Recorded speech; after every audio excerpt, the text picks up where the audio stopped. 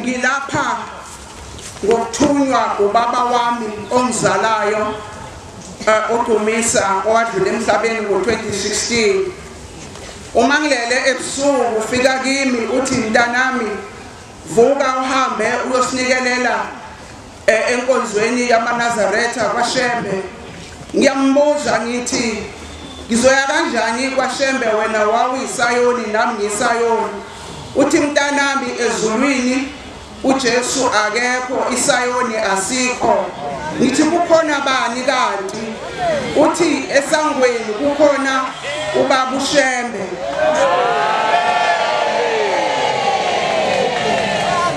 Uthi ke uyena ongenisa abantu. Uma uzoya emndenini wakho wenze kahle udlula kuyena. Baba sonke lesisikhathi wahamba awukakafiki ezulwini uthi mntanami cha. Ngiyethempelini phezulu ehlahla indlela ngifike ngibatshele ngibanginikele kushaya isikhathi sokuya eplane ngingakwazi ke ukuya khona ngiye uma sekuvalwa inhlangano.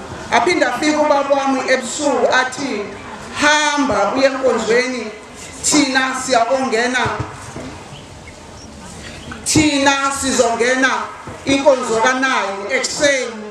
Mina ngihleli ukuthi ngizohamba ngo1 nomakhelwane wami athi cha thini wesifika phambili. Ngimbuza baba ngizoya kuphi amathempeli emaningi kangaka? Athi yena no sizothumela umakhelwane wakho eNazaretha uzokhuluma naye uyena ozokuyalela ukuthi yakuphi. Izolo uma ngethuli washini aqhamuke lo makhelwane ngixoxe lolu daba athi umakhelwane hayi asambe sasekuseni.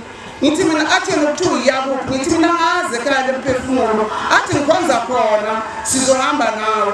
Uma ngileleke ebusuku nami kuze kube namhlanje aphinda afika ubaba athi siyongena inkonzo ka9 ngifuna uphume la ekhaya ekseni uyashawa ethi usufikile ethempelini ngoba thina sesikulinde ngaphakathi. Yilokho ngilethile eMaNazaretha ukuthi ngizoyinikela umndeni yami eyahamba. Engwesabayo kakhulu ukuthi uShembe unamandla ngohlobo olangalisayo. Ngicela inkosi ibusise nezulu.